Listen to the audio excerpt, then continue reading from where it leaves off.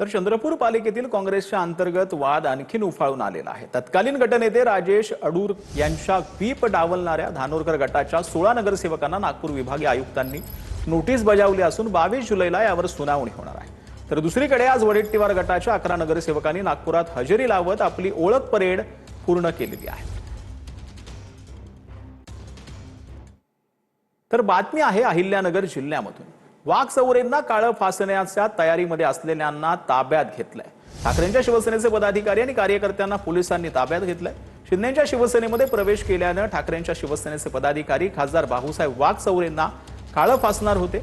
शिर्डीचे खासदार भाऊसाहेब वाघचौरे हे जिल्हाधिकारी कार्यालयात दिशा समितीच्या बैठकीसाठी येणार असल्याची माहिती मिळताच कार्यकर्त्यांनी पदाधिकारी तिथे आलेले होते, परंतु त्यांना ताब्यात घेण्यात आले नाही।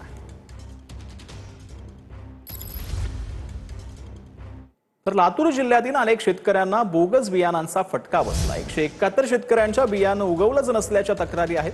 बोगस बियाणं देणाऱ्या कंपन्यांवर कारवाई करून नुकसान भरपाई देण्याची मागणी करण्यात आली।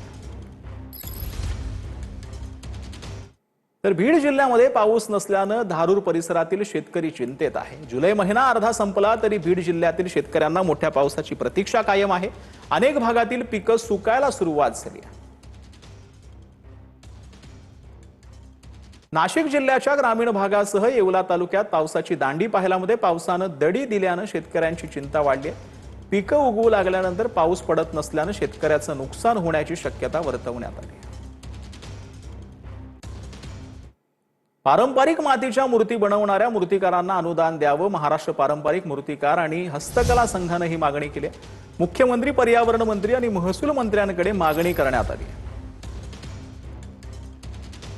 राज्य सरकारला अशी मागणी आहे की गोवा सरकारने तेथील पारंपरिक मूर्तिकारांना अनुदान देऊन, प्रतिमूर्ती अनुदान देऊन त्याला जो राजाश्रय दिलेला आहे, त्याचप्रमाणे महाराष्ट्रातील प्रत्येक मूर्तिकाराला त्या प्रतिमूर्ती अनुदान देऊन त्यांना पण राजाश्रय द्यावा आणि पर्यावरणपूरक उत्सव संपूर्ण महाराष्ट्रामध्ये मोठ्या धूमधडाक्याने साजरे व्हावेत अशी आमची यामागची भूमिका आहे।